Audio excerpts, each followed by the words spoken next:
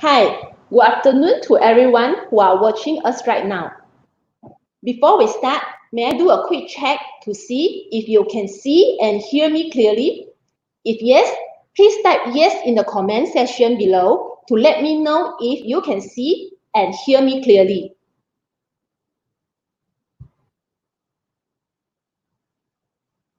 Okay, good. Welcome to another session of Chat with SEGi. My name is Rachel. I will be your moderator today for the topic of early childhood education beyond a diploma. So, what is so special of the diploma in early childhood education from SEGi College, and how dare we say it? It is beyond a diploma and not just a diploma. And you will get the answer if you follow us until the end. Okay, without wasting the time, let me introduce our three panel speakers today. First, our first speaker is Miss Caroline. Hi, Miss Caroline. Hi, Rachel. Hi. Miss Caroline is the Associate Dean of the Joint Faculty of Education at SEGi Group of Colleges. She's been actively involved in the education for over 20 years, and she has conducted workshops and presented papers in many countries. Ms. Caroline is also one of the executive committee of the ECCE Council since 2011. Okay, our next second speaker is Mr. Jerry Yo. Hi, Rachel. Mr. Jerry. Hi, Mr. Jerry is the founder and executive director of White House Education Group. He's also actively involved in the training and development. He's a certified John Maxwell coach, teacher, trainer, and speaker. Last but not least, our third speaker is Miss Stella Lau. Hi, Miss Stella. Hello, Rachel. Hi. Hello, Caroline. Gary. Miss Stella is the CEO of SEGi Group of Colleges, and she has 21 years of experience in the education industry. Okay, now without wasting our time, let's begin our topic today that everyone is concerned, which is something related with money. Miss Caroline, as we know, many colleges are offering diploma in early childhood education. And SEGi College is one of the colleges that offer high tuition fees.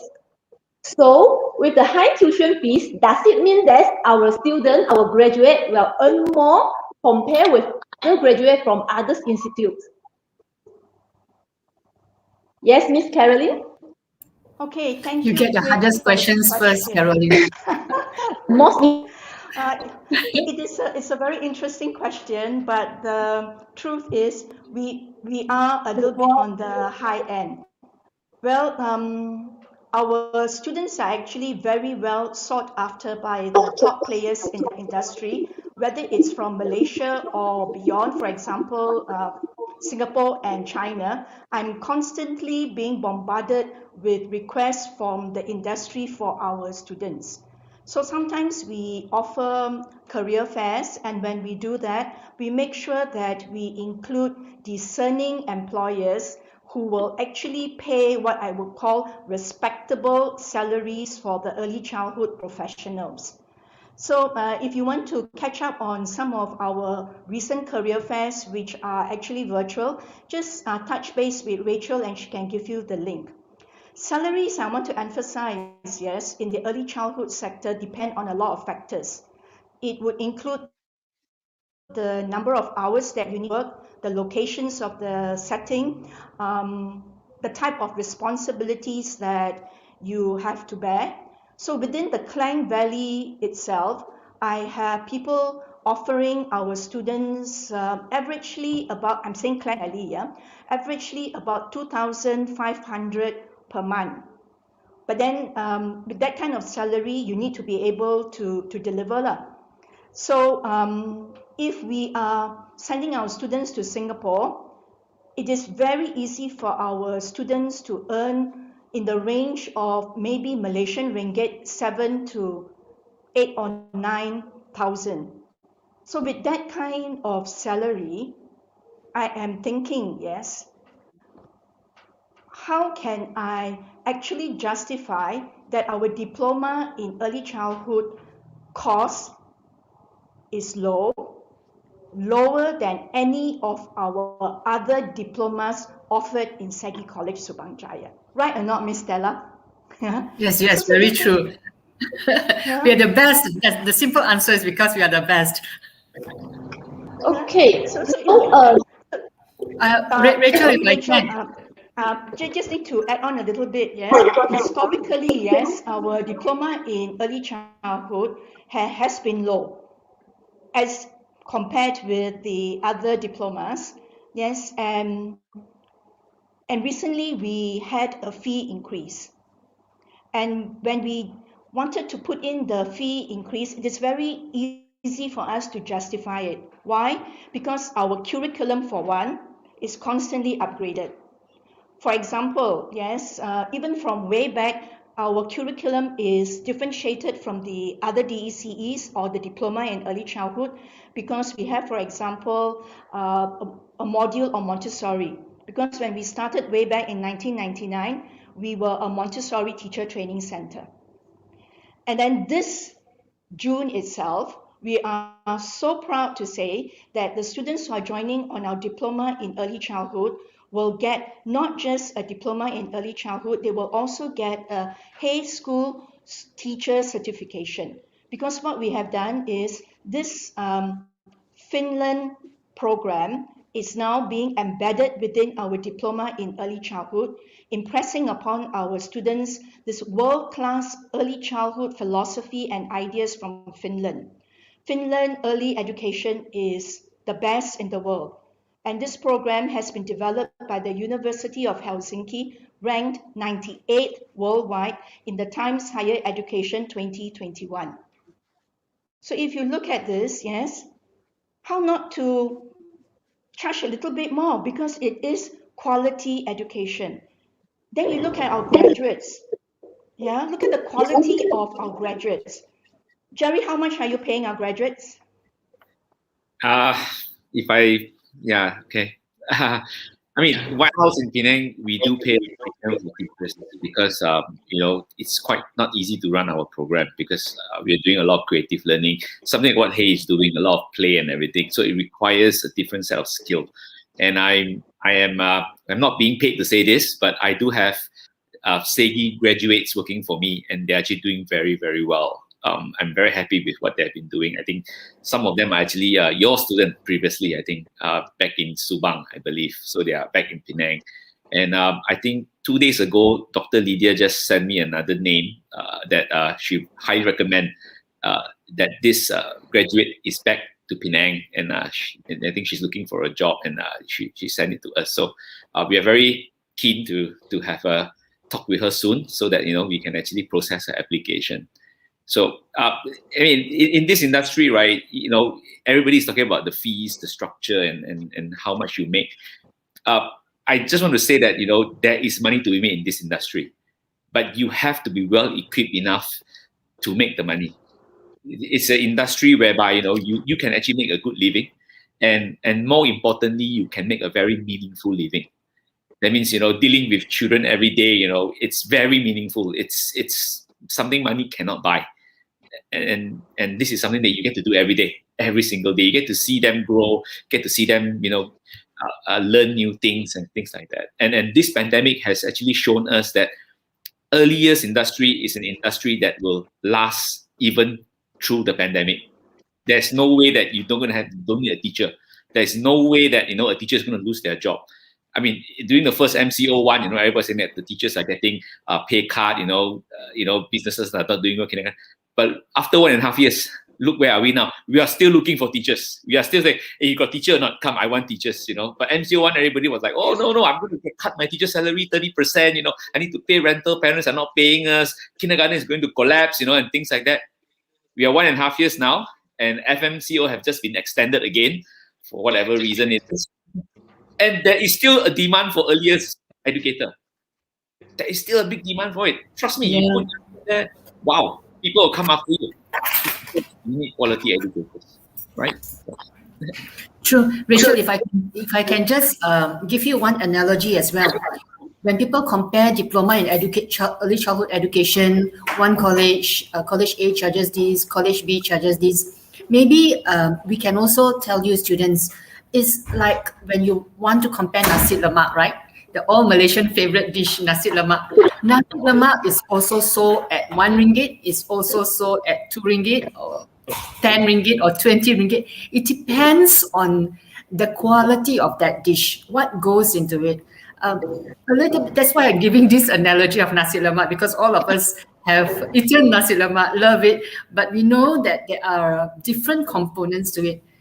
Similarly, like what Caroline has shared, so we have put in the Hay School partnership. We have put in a lot of other elements to it, and not just Hay Schools. And after that, the students earn so much more compared to other graduates. And all these things doesn't come cheap or doesn't come free. It is all part and parcel of this holistic curriculum that the Faculty of Education has built throughout these years. Yes. I So hope I we all answered your question. yes, definitely, it's very good. And I believe that all this is about value. Carrie wanted to say something to. Yeah, Yeah, please, students, don't look at this as a payment. It's an investment. It's something that you get back years to come, and it's like a quality early years education. Why children needs good ECCE education? Because it affects the future of the child. It's the same thing.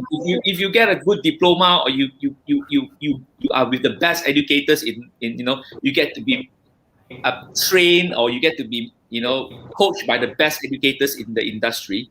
That is an investment, and you will make it back. Yeah, it's not a payment. Don't look at it as a payment. It's an investment. Nasi lemak, the same thing. It's something you put in your tummy. You might get sickness after that. So if you invest it, it's an investment. It's something that you cannot see the value now. It's like you bring a child to an expensive school, a kindergarten. You won't see the value now. But down the road, down the years, you'll see that wow, I made a good decision.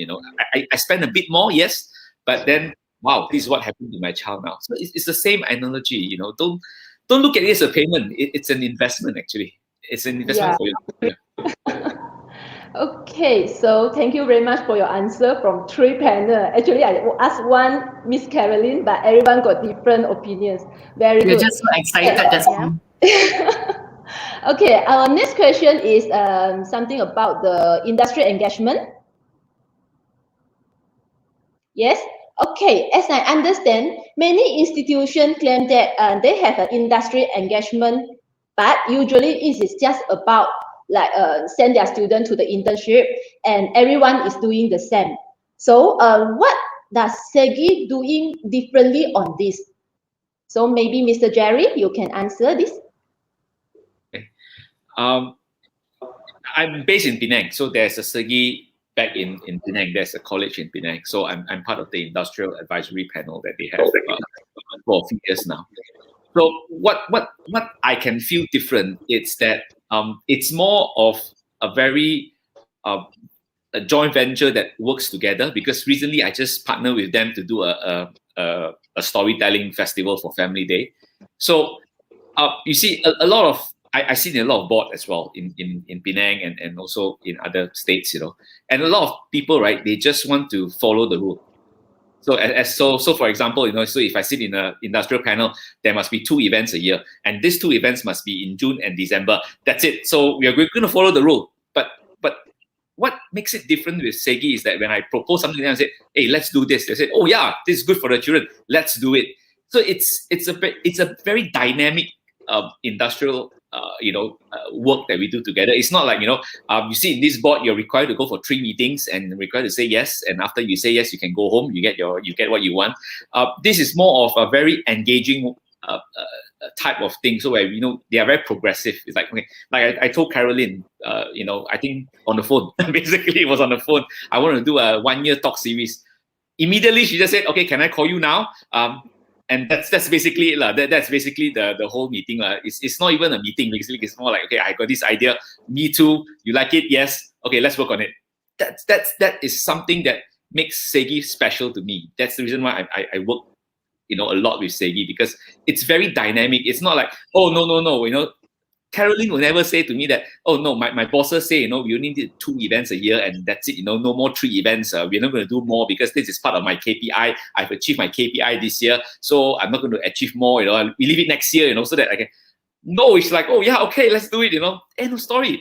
And of course, there's a lot of work behind it, definitely. But that is something that we can do for our next generation. So if you ask me about industrial engagement, that's how I feel about what I feel and when I get with SEGi. So that's me though. That's me. Okay. Understand. Yes, we all know Miss Caroline never say no. Okay, so Miss Caroline, do you have any things wanted to comment on the industry engagement? Can you hear me, Miss Caroline? Okay, sorry, I got a little. Yes, I can now. I got kicked out a little while due to internet connectivity. Can you ask the question again? It's about industry engagement and what else? Because as long we know that a lot of institutes actually send their students to industry placements like internship, and they call this as the industry engagement. But so what does actually SEGi do differently on this? Okay, one thing that SEGi has is we have an extremely wide network of practicum centers or internship centers, and this is like literally all over Malaysia, whether it's up north with Jerry or it could be in East Malaysia or down south. Yeah, so we are literally connected everywhere and anywhere. Maybe it's because each time they ask us for something, I can never say no. We have a very good relationship with the industry, whether it's from well-established centers or whether it's from centers that are really opened by our students. Because we have been running early training programs since 1999, we have so many graduates, and our graduates just work for people like Jerry at White House. Our graduates also open up. And the one thing that I also want to add is all the while we have always incorporated elements of practice in our curriculum here and there, but starting this year we have revised our curriculum, and even from semester 1, year 1 itself, the students will actually be immersed in the industry. In our courses itself, we will be giving our students activities that they need to do in the industry. Of course, right now we can't because of the pandemic, but when everything is over, they will have, for example, in a course like effective learning spaces, they will have to be inside the kindergartens for maybe 1 or 2 days, where they will have to review the setup and they will have to come back to college and discuss whether they see it is good enough not for the children to grow in. And when it comes to a module or a course like partnering with parents and communities, we will ask them to be at the centers, to talk to interview them, and to ask them on strategies that work and do not work when they are working with their parents. So it is not just book learning, so to speak. There is a lot of work with the industry, and because they are being part of the industry from very much earlier on, by the time they go into the practicums towards the end of the course, they are no longer so raw. So they are quite ready already to be able to serve the industry in that sense. Yeah. And also one thing that we wanted to add is that because of the current pandemic, a lot of schools have been very reluctant in taking in students for practicum, not just from SEGi, but from the other colleges as well. So what we did was we took the lead and we organized at the end of May a webinar where we talked about practicum issues and how centers together with institutions can work together to make sure that students can also learn and be out there in the field right now when we are facing challenges. Yes, so it's like we don't want them to read about what to do in a pandemic. We want them to be part of the centers, yes, experiencing how centers cope with such a situation. We want them to be part of the solution. Yeah, and so we brought in experts, we consulted the experts, we listened to the needs of the industry, and what we want is we want to do something about it so that the industry can move forward. So in that sense, I think we're a bit different when we engage with the industry. Yeah, I like to bring back what Caroline just said. You see, a lot of schools, right? What they do was, a lot of students. I was a student once. It's like practicum is about exam. It's about getting it done and finishing it and get my degree done or get my diploma done. But in the earliest industry, right, it's a very different thing, because it's not only the need of the academic need that you need to be a good teacher. You also need very, very strong practical experiences to be a teacher in the earliest setting.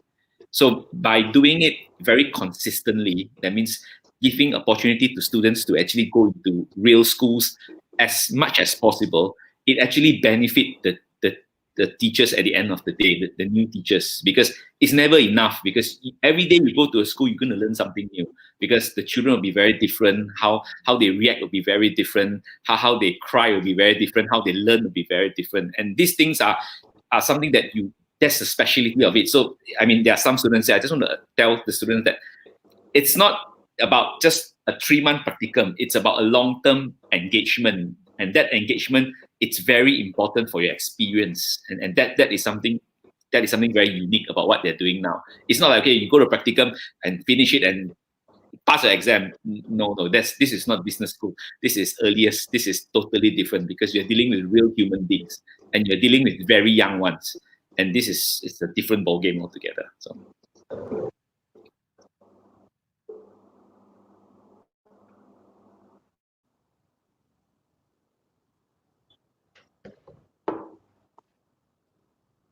Can't hear you, Rachel. Oh, sorry. Miss Stella, the question addressed to you. We are offering the mobility program for our students. So what is so special about it? Thank you, Rachel. So throughout the SEGi group of colleges, all our campuses, we have introduced mobility programs. What this means? Mobility means just movement, right? The flexibility to move between campuses. So because our diploma in early childhood education, we have restructured it to be identical across all colleges. So what you learn in Penang and what you learn in Subang, or what you learn in KL and Kuching, they will all be identical. Because we have modified certain differences and we have standardized everything, the synergetic elements are so great and so powerful that students can move from one campus to another campus for one semester and experience a different environment. By uprooting you from your comfort zone, from mommy and daddy's house, to a new environment, let's say to go to Penang and experience new children, new practicums, or to go to Kuching and experience a different new culture, because children in those environments could be different in the way they were being brought up, different in the way because of the environment and the influence around them. So students get to really experience so much more than just being in one campus. This is something that we offer our students, which I don't think many colleges can do that because they don't have this infrastructure. And not only within Malaysia, but when there is a partner university, for example, the University of Greenwich, we can also transfer students to the University of Greenwich. They don't need to pay additional fees. They just pay the current whatever fees that they're paying us, and they can do one semester there because it's the exact same curriculum again with no loss of time. So I think this is a really wonderful opportunity that if I were you students, I would definitely want to be part of this opportunity. Whether I go or not, at least there is that opportunity there. Yes, agree. Because not every colleges they can offer this kind of mobility. I believe that SEGi we can do it because of we have 5 campuses in Malaysia. Okay, so actually in the brochure, the latest our new brochure, I can see that there is something talk about the badges, digital badges. Okay, so Miss Caroline, can you explain a little bit about this? Okay, Rachel, digital badges is a concept that Miss Stella actually brought about and asked us to incorporate it into our programs. And I think it is a wonderful concept because it has this idea of giving the students something a little bit more tangible and which recognizes their abilities. So there are types of badges that the students on the early childhood programs can earn. One of the badges would be in connection to academics. So if they are perhaps the top scorer in a particular assessment or assignment or in the exam, they might get a badge that rewards them, saying that they are the top achiever for the semester. But where early childhood is concerned, just like what Jerry mentioned earlier on, there are certain qualities that we are looking for that will recognize you as a quality professional. So perhaps you have that passion that we see as you are working through your assignments. Perhaps you have this wonderful ability to connect with your classmates and as you work through some of the assignments. So you might get a badge that says the #1 collaborator, or it could be a badge that says my best friend. So all these badges, when the students go out and look for employment, people like Jerry, employers like Jerry can look at their resumes and at one glance, they can see what the college has recognized the students for. And in his interview with the students, as he talks to them, he will be able to see, okay, yes, now I can see why the college say that you have the care, that you have a fire within you, that you have that knowledge. So it makes it easier for our students to present themselves, what they are capable of when they go out to seek employment. Ms. Stella, you have anything else you would like to add about badges? Yeah, I think you have covered it quite well. So the badges were designed to give recognition to students, not just in the form of a final academic transcript or result slips. There are certain things that student exhibits that's not part of that academic transcript, right? Like for example, what you say just now, they have an entrepreneurial spirit. They're being very helpful. They have extra compassion or care when they see one particular course mate who is struggling, they rush in and to help. So these are certain badges that we give to recognize certain behavior, encourage certain behaviors that we feel students, given the right encouragement, would further develop those skills and those behaviors. Thank you very much. Mr. Jerry, okay, so talk about badges. As an employer, okay, will you actually look at the badges, all these digital badges that when someone is coming to interview with you? Okay. For me, it's the reverse. So the badges will show me what to look for. So if I see that, like Karen said, oh, this is a team leader or she's, a very good teacher, that actually rings a bell to me saying that, oh, because you see, in the interview, I might have 15 minutes, 20 minutes. I might not be able to know you well enough, but these are indicators to me, so if I'm looking for someone that to fit that criteria, that will say, oh yeah, okay, I'm looking for this person got this badge, so most probably she can do it too, that kind of thing. So as an owner or a manager, I would look at it very differently. So as a student, of course, you want to earn it, but as a manager, I would look at it as a pointer for me. It cuts short. Yes, it cuts time for me to know you. It's like, okay, now I'm good in this. Okay, this is me. It's all written there in black and white. So then that's how I can. The student will show me where to look for, what to look for in them, instead of you telling me how good you are. What can you do and everything. So that is okay. Is all there. So that's how I look at it. So it's a good idea. So. Yes, and this can actually save a lot of time of you. Okay, so Mr. Jerry, as I'm the lead consultant for early childhood education program, I have spoken to many potential students, and I noticed that almost 90% of them are female. And I do have some male students who are really interested to join this program, but somehow they have a lot of fears that many people surrounding them are discouraging them to join the program. So, Mr. Jerry, you have successfully ventured into this industry. So, possible to have some light on this? I'm one of the few lucky ones because I'm more of a visionary rather than a teacher. So I'm lucky to have a group of people who actually believe in my vision, and they make it happen. But this is the same that's happening to the nursing industry. In the 1970s in the United States, the number of male nurses is 2.7% compared to female nurses, and in 2021 it's about 12%. So it takes about 30 years to get a 10% increase of male nurses in the United States. So welcome to the current situation. In 2019, the number of early years educator male in US is 2.3%. So it will take another 30 years, I guess, to reach 12% if we ever reach that. But this is just statistics. But the real truth is that, look, there is pros and cons to it. There's some, people believe that, it's not suitable. And there are also research that prove that it is vital to have a male figure in the child's life. It's proven by research both ways, all right? And of course, you also have a lot of unwanted police reports about, issues with male teachers or even female teachers.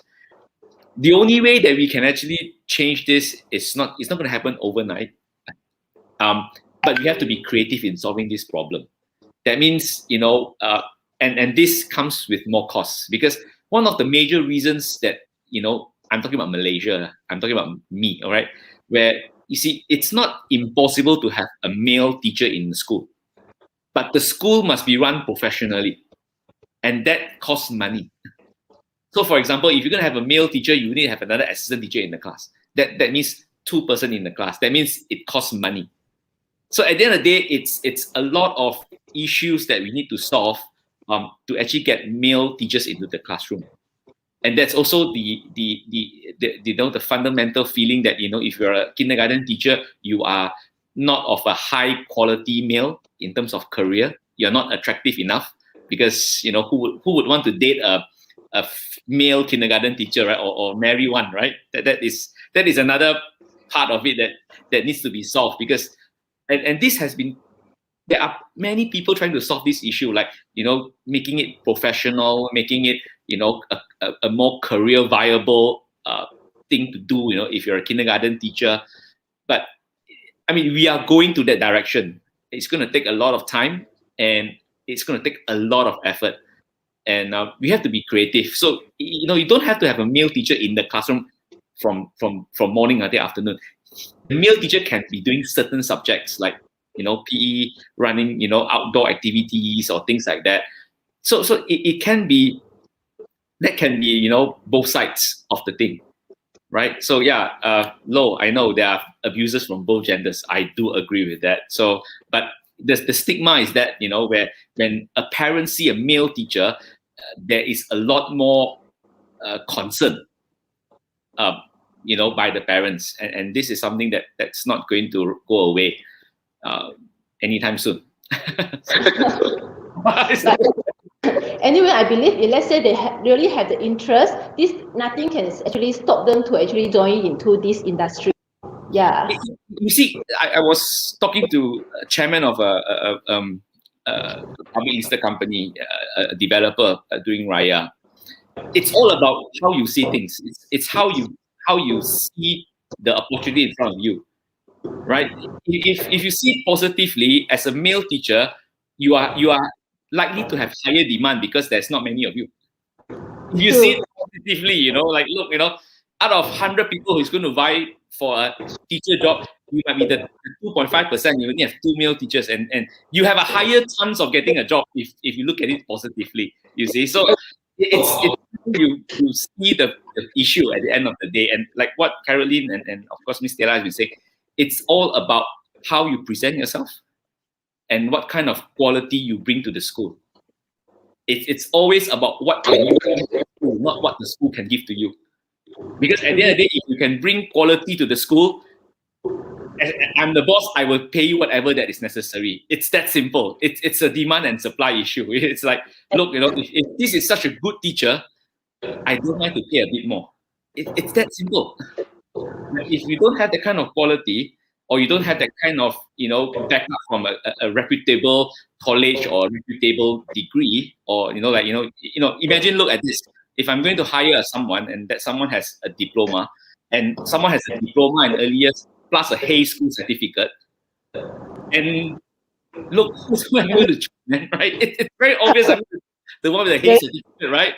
It's a very clear-cut option for me, right? I mean, if it's both of them, the same, looking for the same amount of money, looking for the same experience, and if you have a Hay certificate on top of your diploma in early years education, of course you will be shortlisted, right? It's that simple. Regardless of male or female. Exactly. Yeah, thank you very much for your opinions. Okay, so Miss Caroline, now we are under this pandemic situations, and now it's FMCO. So as we know, early childhood education, there's a lot of hands-on project, like the subjects are like learn and play and learnings, Montessori. All these subject is actually request a lot of hands-on. So how would our student cope during this pandemic? A very relevant question, because we are going through again the same online teaching.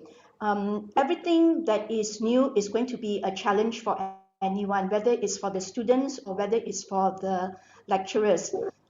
Talking from the perspective of the lecturers, when we first started, there were lots of battles with technical issues when going online. But we are very fortunate because we have an existing virtual learning environment, which is called Blackboard, where we put up all our recorded lectures together with materials and notes, as well as engaging with the students through forum discussions. But we also believe that it is very important to stay connected with our students, to interact with them face to face. And so we experimented with Zoom, WebEx, Microsoft Teams, for example. Yeah, and we also know that students have same problems with internet connectivity. But one thing I can say about the early childhood community is that it is a very generous community. It is generous because people are willing to share their resources and ideas. So lecturers together with students found it very easy to go online and to enter virtually into schools, so that we could go inside schools, we could review and we could compare notes on the various hands-on learning activities that were happening inside actual settings. And at the end of the day, I believe that our students enjoyed a far richer learning experience. We went, for example, into Jerry's live classroom. Sometime last year, Jerry, you had a series of mathematics workshops. Yes, and you were kind enough to allow access to our students to go into your classrooms to watch how your teachers animate the classes. So when our students can't go into actual classrooms, we can still go into live classrooms like this. And then there were times, the pandemic has put us in a real turmoil, because it's like can open, cannot open, can open, cannot open. So during those periods when the lecturers were able to work from college, yes, what our lecturers did was they recorded activities in our lecture rooms using our hands-on materials, showing our students what to do with early childhood teaching aids. Yeah, and this is where our lecturers had to experiment with camera angles, voice volume, and so on and so forth. So we were like literally producers, TV show announcers, and so on and so forth. We went into a brand new profession. And then when we had to work from home, creativity was literally tested, because we had to work with what we had. And this is what the lecturers did, and we asked the students to do exactly the same thing. You have to create teaching aids using whatever you have. You have to record your lessons using whatever recording tool. You have to upload your lessons, yes, to the lecturers, who would need to review it and give feedback to the students. Yeah. So not only are our students working with ideas on what is good practice for early childhood, we are also learning to work within the current situation, preparing our students with the idea that anything can happen in the future. But what is important is you have to be creative. You have to work together and find solutions together. You have to tap on the strengths of each other. You've got to support each other. So unless we do our best in whatever circumstances, and if we don't give up and if we don't give in, if we are flexible, we are open to learning, and when we persevere like mad, yeah, and it's all in the interest of children, then we are good. So it goes back again to the same question: quality training, quality educators, quality graduates. Okay, thank you very This is much for SEGi. Miss. Yeah, Miss Stella Lau, do you have any things to add on? About this question about how they do practicals in the pandemic, is it? Yes. I think Caroline explained it really well. The students are able, I don't think any part of their learning has been compromised because of the distance due to the technologies that they have. And the students, in fact, acquire even more skills because of all those production that they have to do, the creativity. Now, how do I communicate if I cannot? If I cannot communicate because I can't see you and therefore I cannot read your body language, there are other ways of communications. And I think those has all fine-tuned and honed their communication skills to another level. So I really think that in this pandemic, it has definitely challenged us in the way we deliver, but also from the way of how the students learned, they have greatly benefited from it. Yeah. Then thank you very much. Okay, so let's see now we have any question from the ground. Okay, we have a question from Lo Kin Fong. Do you get the required police check before hire ECE teacher? Miss Caroline? I think this Maybe you is a can. question that Jerry should answer because he's Yeah, the one doing the hiring. yeah. I think previously there was an initiative, I think, by YB Hannah to actually put all this together. So, but I think it was not done at the end, not completely done that way. I think so. I do agree that we need to do a police check, but then again, it has to be done properly because we are not going to find faults for simple thing like taking the like or using a mobile phone, that kind of thing. So it's okay to check. I mean, but the thing is, it has to be done professionally. So Okay. for now, I don't think most kindergartens do that. I don't think it's a common practice. Let me put it that way. I don't think it's a common practice. Understand. So see next, we have any question? In other countries, it is pretty common practice in other countries, yes? Yes. Okay. It's still not a law in Malaysia, lah. Just put it that way. So there is no.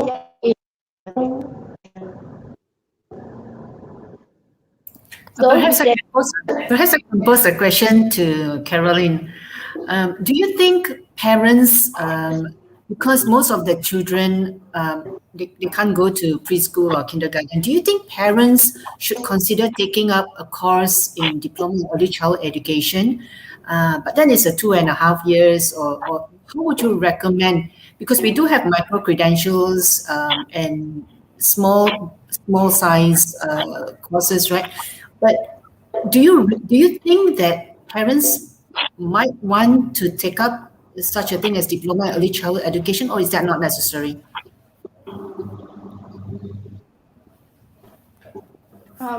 We have had people who have joined us for our diploma as parents, and they come in because they just want to become better parents.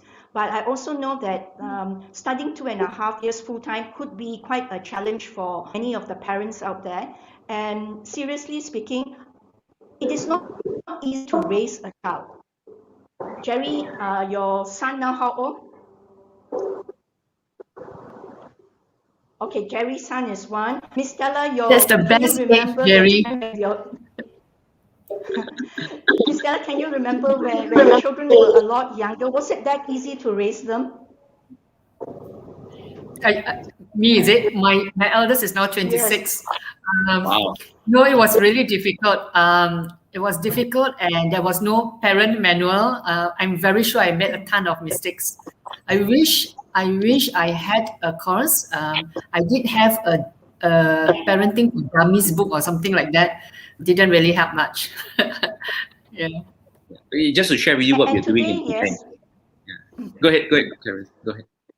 Oh, I just want to add that sometimes, yes, like Miss Stella said that she didn't have the books at that point in time.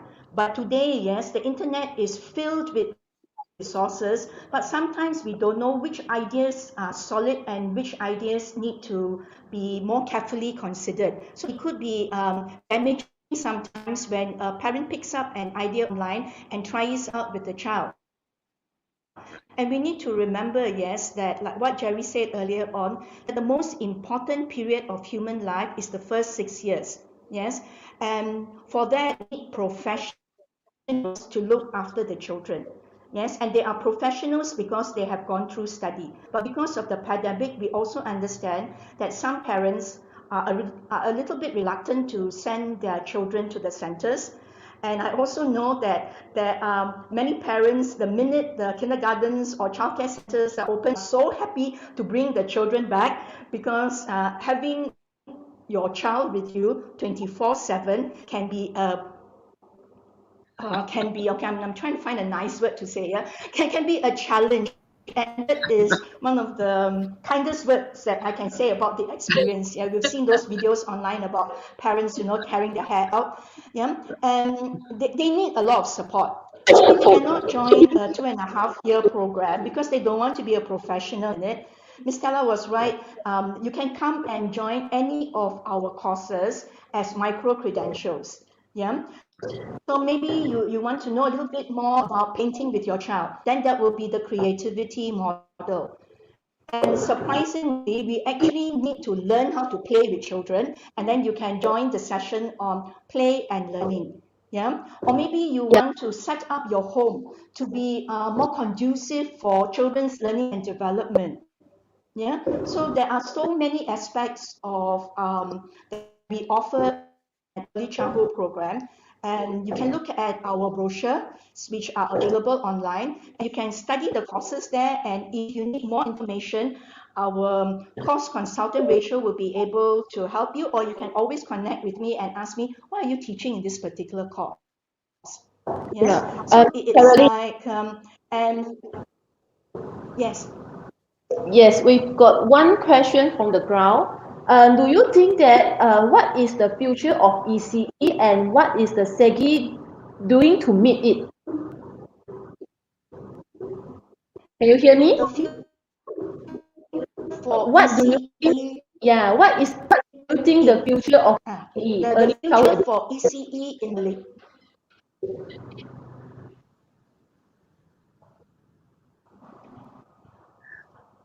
I Okay, think we I lost can her. see the question that it has been. Okay, am I back on again? Yes. Okay, yes, I see a question here from Chun Yang Lee. Okay, his question is, what do you think is the future of ECE and what is SEGi doing to meet it? Okay, the future of ECE is bright if we make it bright. We are the people who determine the future. Yes, the colleges who are training the graduates. Yes, because the graduates are the people who will be going out into the industry, making the difference. So if we give quality training to the students, when they go out, they will have the right heart, they will have the right mind, and they will have the right skills to propel Malaysian ECCE to a higher level. Okay. Thank you I very hope that answer is all right. Jerry, what do you think? What do you think is the future? Uh, for me, ECC is here to stay, lah, I guess. I think there's no denying that this is not a sunset industry, and the industry is going to grow because I think parents are now more aware of the importance of the first 6 years of a child's life, especially in terms of developmental of a child, the first 6 years, and there is a lot of demand for it now, basically. How are we going to? The question is, how are we going to benefit from this future? I think that is the most important question. How are we going to equip ourselves, so that when this opportunity comes, we are ready to take it? So I think that will be the question that most students will pose to themselves. Yes, thank you very much to our three powerful panelists today.